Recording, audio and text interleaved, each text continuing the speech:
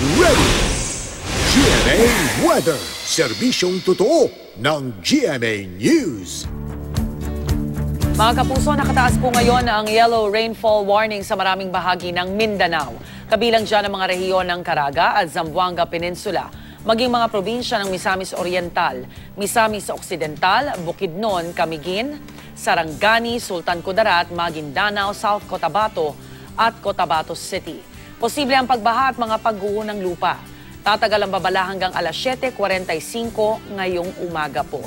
Buntot na lang ng cold front ang umiiral sa ngayon sa silangang bahagi ng Visayas at Mindanao. Wala na po ang LPA sa Mindanao Sea. Yan ang latest mula sa GMA Weather. Magplano para sigurado, I am ready. Serbisyong totoo ng GMA News.